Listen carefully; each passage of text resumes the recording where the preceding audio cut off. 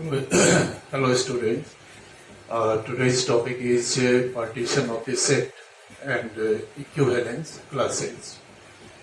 ये ऐसा है कि जितना भी रिलेशन किसी भी सेट के पर डिफाइंड होता है कि जैसे R एक रिलेशन है ऑन सेट A, तो वो जो रिलेशन है वो उस सेट को सबसेट्स में डिवाइड करता है. ठीक है, हम लोग देखेंगे कैसे डिवाइड करता है. तो वो पार्टीशन करना कहलाया. और जो सबसेट्स जो छोटे छोटे जिसमें वो सेट डिवाइड होता है वो इक्विवेलेंस क्लास होता है.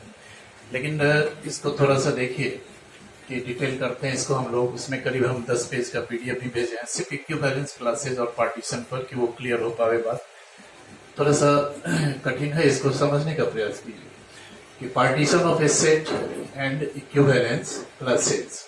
तो देखिए, late R be an equivalent solution on set A, then R divides or partition set A into mutually disjoint subsets or classes, say AIs. यहाँ पर हमने लिया है सबसेट्स AI. ये सारे सेट्स सबसेट्स को रिप्रेजेंट करेगा. I का वैल्यू 1 2 3 देंगे, that is A1 A2 A3 dot dot dot, called partition or subdivision of set A, satisfying the following conditions. ये पार्टीशन के लिए है ना, इक्विवेलेंस क्लास के लिए ये कंडीशंस है. जिसे पहला है कि all elements of AI are related to each other. ठीक है, no elements of AI. Second है कि no elements of AI is related to any element of AJ for I not equal to J. यहाँ AI और AJ जो है वो ये कर रहे हैं कि यदि सेट A में पार्टीशन किया गया उसको दो सबसेट्स में, एक AI और एक AJ. जैसे मान लीजिए सेट A का दो पार्टीशन हुआ, एक A1 दूसरा A2. तो पहला कंडीशन ये है कि each element of set A1 is related to itself and each element of A2 is related to itself, but no element of A1 is related to any element of A2 and vice versa. Okay.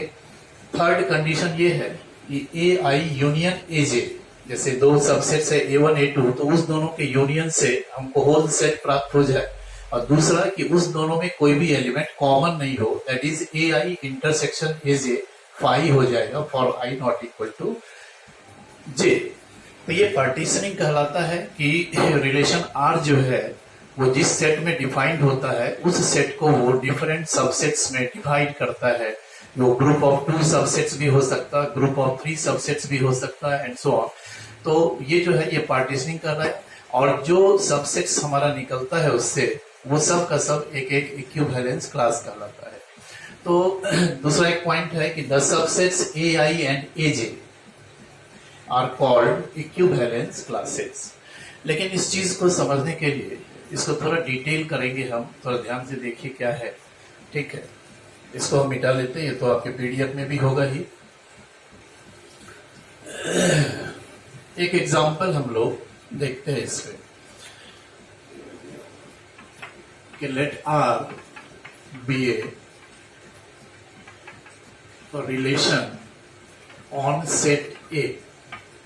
Set A का element हम ले लें A1 A2 A3 A4 dot dot dot AN. तो this R relation divides set A, partition set A into subsets, disjoint subsets. ठीक है, तो अब क्या है कि सेट A में जितना एलिमेंट है वो जो डिसजॉइंट सबसेट हुआ वो इक्विवेलेंस क्लास कहलाया. और इस सेट A में जितना एलिमेंट है सब का सब एलिमेंट, हर एक एलिमेंट एक एक इक्विवेलेंस क्लास बनाता है. Every element of set A form an equivalence class. Okay, तो जैसे हम लोग लिखते हैं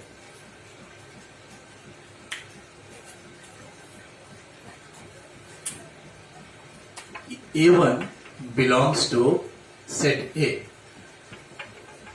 then all elements of set A which are related to A1, all elements of set A which are related to A1 is called an equivalence class containing A1 and is denoted by this symbol. इसको ध्यान रखना है। ये जो symbol है वो equivalence class का है। तो जैसे हम ऐसा करते हैं कि हम लिखते हैं इक्विवेलेंस क्लास, इसका क्या मतलब होगा इसको पढ़ेंगे हम लोग। Equivalence class containing A1। अब ये क्या है? Equal to set of all elements of set A which are related to A1। तो ये एक सेट को रिप्रेजेंट करेगा। इस सेट A का जितना एलिमेंट्स A1 से रिलेटेड होगा वो इक्विवेलेंस क्लास कंटेनिंग A1 कहलाएगा। उसका सिंबल ये है। तो इस सेट को निकालने के लिए हम लोग क्या करते हैं, एक बात देखिए, यहां पर लिखेंगे कि let X be an element of set A which is related to A1। तो ये सेट किसको रिप्रेजेंट करेगा? तो ये सेट ऑफ X को रिप्रेजेंट करेगा। ये X कैसा होगा? सच दैट कि X is related to A1। अब हम लोग देखेंगे कि हमारा रिलेशन क्या कहता है, उस हिसाब से इसका वैल्यू निकाला जाएगा। अभी हम लोग एग्जांपल में इसको देखेंगे। नेक्स्ट इसी तरह से फिर देखते हैं कि यदि हम लिखते हैं इक्विवेलेंस, ये सिंबल में A2 है, इसको पढ़ेंगे हम लोग इक्विवेलेंस क्लास कंटेनिंग A1। और ये फिर कितने के इक्वल होगा? The set of all elements of set A which are related to A2। अब ये एक सेट को रिप्रेजेंट करेगा। फिर वही करेंगे कि let X be an element of set A which is related to A2 इस बार करेंगे। तो कितने के इक्वल होगा? This is set of X such that X is related to A2। और फिर दिए हुए रिलेशन से हम लोग इसको कैलकुलेट करके इस सेट के एलिमेंट्स को फाइंड करेंगे। तो ये इक्विवेलेंस क्लास कंटेनिंग A2 हो गया। अब आप इसको सेट, ये जो सेट हमारा तैयार होगा, आप इसको कैपिटल A1 से रिप्रेजेंट कर दीजिए, इसको A2 से रिप्रेजेंट कर दीजिए, तो वही चीज हो जाता है। ये AI हो गया, ये फिर AJ हो गया। इसमें क्या होगा कि इसके all elements of this set and are related to each other and all elements of this set are related to each other and no element of this set is related to any element of this set। ये सारा condition लागू होता है इस पर। तो ये equivalence class containing A1, equivalence class containing A2, और इसी तरह से सेट A में जितने एलिमेंट्स हैं सबको कंटेन करने वाला एक इक्विवेलेंस क्लास हम निकालेंगे। जैसे इक्विवेलेंस क्लास कंटेनिंग AN, तो वो कितने के बराबर होगा? तो इस सेट के जितने एलिमेंट्स AN से रिलेटेड होंगे बाय द गिवन रिलेशन, है ना, तो वो सारा का सारा एलिमेंट इसके इक्विवेलेंस क्लास में आ जाएगा, इक्विवेलेंस क्लास कंटेनिंग AN में। ओके, तो यहां तक तो है ये बात। इसके बाद अब हम लोग धीरे धीरे इसमें एग्जाम्पल की ओर बढ़ते हैं। ठीक है, तो एग्जाम्पल से ही सारा बात स्पष्ट हो पाएगा। इसीलिए शुरू में हमने कुछ क्वेश्चन भी उसी तरह का लिया है। पहले हम उसको लिखते हैं, इसको हम मिटा ले।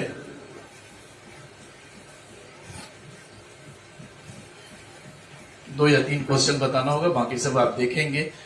लगभग सब उसी पर आधारित होगा। यदि आप इसको समझ पाए तो आगे सारा क्वेश्चन आपको क्लियर होगा। क्वेश्चन 1 है, let set A equal to 1 2 3 4 5। तो ये तो फाइनाइट सेट है। इसमें आप देख पा रहे हैं कि 5 ही एलिमेंट है। रिलेशन जो भी होगा, तो जो इक्विवेलेंस क्लास इसमें बनेगा तो वो 5 ही बनेगा। Equivalence class containing 1, equivalence class containing 2 and so on. तो लेकिन आगे के एग्जांपल में हम लोग देखेंगे कि ये यदि रिलेशन हमारा सेट जेड में हो जाता है, सेट एन में हो जाता है, तो उसमें तो इनफाइनाइट नंबर्स होते हैं, तो वहां इक्विवेलेंस क्लास कैसे निकालेंगे। और यदि सेट हमारा फाइनाइट है तो वहां इक्विवेलेंस क्लास निकालना थोड़ा सा आसान होता है। देखिए, and let R be a relation on set A defined by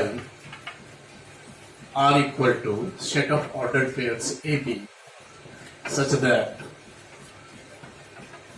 mod A minus B is even.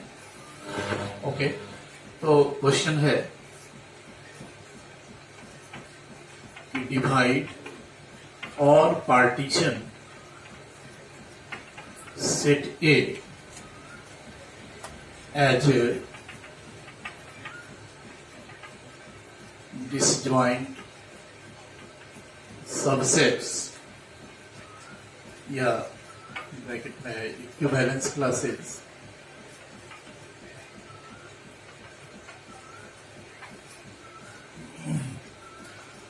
Under the relation are.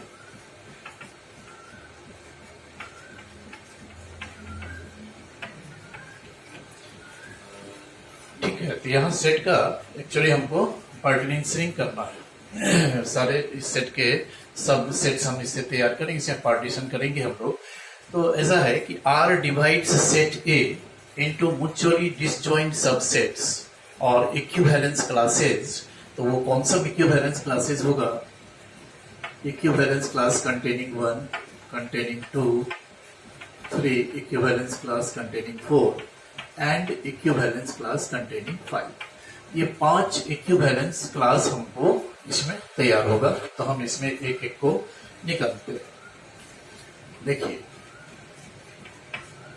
ये क्या कहलाएगा? Equivalence class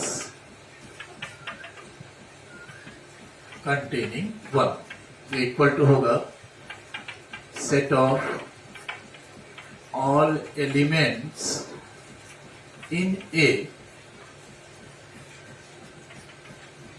which are related to 1। तो अब हम यहां पहले लिख लेंगे एक साइड में एक बार कि let x be an element of set A related to 1। ठीक है, तो इक्विवेलेंस क्लास कंटेनिंग 1 ये कितने के इक्वल होगा? तो set of all elements in A which are related to 1। तो ये किस सेट को रिप्रेजेंट करेगा? तो सेट ऑफ एक्स होगा। ये एक वेरिएबल डाल दिया हमने, set of x such that x is related to 1 for all x belongs to set A. क्योंकि जो एक्स है वो सेट ए से लिया गया है। ओके, यहां देखें कि इक्विवेलेंस क्लास कैसे स्पष्ट आता है। ये हो जाएगा set of x such that. अब देखिए, A is related to B. A और बी के बीच में रिलेशन कब होगा? जब mod of A minus B, इस दोनों के डिफरेंस का जो मॉडुलस है इज इवन। तो यहाँ x R 1 that is x is related to 1 का क्या मतलब होगा? तो mod of x minus 1 is even for all x belongs to A. अब ऐसा है कि यहाँ आप जज कर पाते हो, यहाँ आप सोच पाएंगे कि सेट ए से ही एक्स को चूंकि आना है, तो आप सेट ए में तो 5 ही एलिमेंट है, 1, 2, 3, 4, 5। तो एक्स के जगह पर हम सेट ए से क्या सब एलिमेंट दें कि ये जो टर्म है ये इवन हो जाए। तो पहला तो आपको दिखाई देगा 1। यदि यहाँ 1 डालते हैं तो मॉड ऑफ 1 माइनस 1 इज 0, उसे इवन माना जाएगा। फिर आप x की जगह पर डालेंगे 3, तो 3 माइनस 1 का मॉड 2 विच इज इवन, और फिर यहाँ 5 डालेंगे तो बनेगा 4 which is even। तो 3 elements of set A that is 1, 3 and 5 are related to 1। तो ये सीधा हम लोग लिखेंगे, इसमें एलिमेंट्स सीधे डायरेक्ट लिखेंगे कि इस कंडीशन को फुलफिल करने वाला जो एलिमेंट्स होगा वो x का वैल्यू क्या सब होगा? तो 1, 3 and 5। नेक्स्ट देखिए, ये हो गया इक्विवेलेंस क्लास containing 2, ये होगा set of all elements in A which are related to 2, ये होगा set of x such that x is related to 2 for all x belongs to A. Okay, अब देखिए कि x और 2 यदि रिलेटेड है तो क्या रिलेशन करता है, क्या है a और b के बीच में a is related to b implies and implies mod of a minus b is even. तो here x is related to implies and implies mod of x minus 2 is even for all x belongs to set A. फिर आप देखेंगे कि set A का कौन सा element related है 2 से, तो आप देखिए कि यहाँ पर एक x की जगह पर हम क्या सब दे सकते हैं। तो x की जगह पर यदि हम सेट A से 2 डालें तो ये इवन हो जाता, और 4 डालते हैं तब ये इवन हो जाता है। तो इस स्थिति में दो ही एलिमेंट इस सेट में होंगे, वह दो एलिमेंट कौन सा होंगे, 2 and 4। तो हमने देखा क्या कि ये जो सेट A है इसका हमने पार्टीशन किया दो भागों में, कि ऑड नंबर्स एक अलग सेट में चला गया, एक सबसेट तैयार हो गया ऑड नंबर्स का which are related to 1, equivalence class 1 कहलाया, और इवन नंबर्स इस सेट से अलग हो गए 2 and 4 जो इक्विवेलेंस क्लास कंटेनिंग 2 कहलाया। ठीक है, तो अब आप देखिए कि each element of set A is related to itself हो रहा है कि नहीं। every element of set A is related to itself. 1 is related to 1 since mod of 1 minus 1 is 0, even mod of 3 minus 1 is 0, so 3 is related to 1 is related to 3 भी हो गया। फिर mod of 5 minus 1 is even, so 1 is related to 5 भी होगा, 1 is related to 1 भी, 1 is related to 3, so every element of set A is related to itself। आप देखेंगे इस दो को आप लेते हैं तो mod of 5 minus 3 क्या हो जाता है, वो भी इवन। mod of 1 और 3 का डिफरेंस यदि लेंगे तो वो भी इवन, 1 और 5 का डिफरेंस लेंगे वो भी इवन, सारा इवन होता है। So each element of set, this set is related to each other. और फिर यहाँ देख रहे हैं कि each element of set, this set is related to each other, 2 is related to 2, 2 is related to 4, 4 is related to 4। तो सो ये equivalence class partition में ये बात ध्यान रखना है कि सेट A का यदि पार्टीशन होता है सेट A1 और सेट A2 में, तो उस दोनों के यूनियन से हमको पूरा का पूरा सेट मिलना चाहिए। तो इस दोनों के यूनियन से हमारा सेट A मिलता है, और दूसरी बात कि इस दोनों का इंटरसेक्शन क्या हो जाता है, तो फाइनल सेट हो जाता है। तो ये इक्विवेलेंस क्लास कहलाया कंटेनिंग 1, और ये इक्विवेलेंस क्लास कंटेनिंग 2, ये पार्टीशनिंग। तो और यहाँ लेकिन एक बात और देखना है हमें कि अभी बचा हुआ है equivalence class 3, equivalence class 4 and equivalence class 5। तो एक्चुअली इसमें रिपीट होता है। आप देखेंगे कि हर बार या इधर ये इक्विवेलेंस क्लास में सेट बन के आएगा या किसी इक्विवेलेंस क्लास में ये सेट बन के आएगा, यही दो आएगा, रिपीट होगा। अब आप हम स्पेस तो है नहीं, हमको इसे मिटाना होगा, उसके बाद हम दिखा पाते हैं equivalence class 3।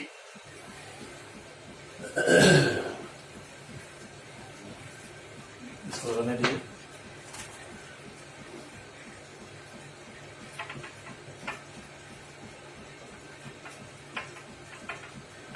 Equivalence class containing 3, the set of all elements of set A which are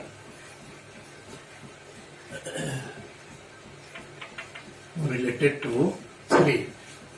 तो क्या हुआ, set of x such that x is related to 3 for all x belongs to set A। तो ये क्या हो जाएगा, set of x such that mod of x minus 3 is even for all x belongs to A। तो हम लोग देख पाते हैं कि सेट A में जो एलिमेंट है वो तो क्या था, 1 2 3 4 5। तो उस सेट से यहाँ पर यदि हम 1 डालते हैं तो ये इवन हो जाता है, ठीक ना। और यदि यहाँ पर हम 3 डालते हैं तो इवन हो जाता है, और यदि इसमें x की जगह 5 डालते हैं तो ये इवन हो जाता है। सो इस सेट में 3 एलिमेंट होगा। अगेन हम देख रहे हैं कि 1 3 5 ही हो रहा है, जो कि हमारा इक्विवेलेंस क्लास 1 के ही इक्वल है। So equivalence class containing 1 is equal to equivalence class containing 3. now आप देखेंगे कि यदि हम equivalence class containing 4 निकालेंगे तो वो 2 के इक्वल होगा, equivalence class containing 2 के इक्वल आएगा. equivalence class containing 4. फिर वही बात, set of all elements in A which are related to 4. Set of x such that x is related to 4 for all x belongs to A. तो ये बन जाता है set of x such that mod of x minus 4 is even. Statement तो ही था, for all x belongs to A. अब हम देखें कि सेट ए से क्या सब एलिमेंट यहाँ डालें कि ये इवन हो जाता है. तो यहाँ यदि हम 2 डालेंगे, 1 डालेंगे तो इवन तो नहीं होगा. यदि यहाँ 2 डालते हैं तो इवन होगा, और यदि यहाँ 4 डालते हैं तो इवन होगा. तो इसमें भी 2 ही एलिमेंट आता है हमारा, 2 and 4. इक्विवेलेंस क्लास कंटेनिंग 4 जो है हमारा, ये जो सबसेट को रिप्रेजेंट कर रहा है, ये के सबसेट को जो रिप्रेजेंट कर रहा है वो उतने ही के बराबर है जितने के बराबर इक्विवेलेंस क्लास कंटेनिंग 2. ये जिस सबसेट को रिप्रेजेंट करता है वही ये उसको ये भी रिप्रेजेंट करेगा. यानी equivalence class containing 4 is equal to equivalence class containing 2. फिर आप इसी तरह से अब आप समझिए कि ये स्टेप क्या होता है. यदि हम इक्विवेलेंस क्लास कंटेनिंग 5 निकालेंगे तो फिर यही इक्विवेलेंस क्लास कंटेनिंग 5 होगा. सेकंड लाइन वही होगा कि set of all elements in A which are related to 5. तो इस बार क्या हमारा होगा देखिए, तो set of x such that x is related to 5 for all x belongs to set A. ये होगा set of x such that mod of x minus 5 is even for all x belongs to A. हम लोग देख पाते हैं कि इसमें यदि एक्स की जगह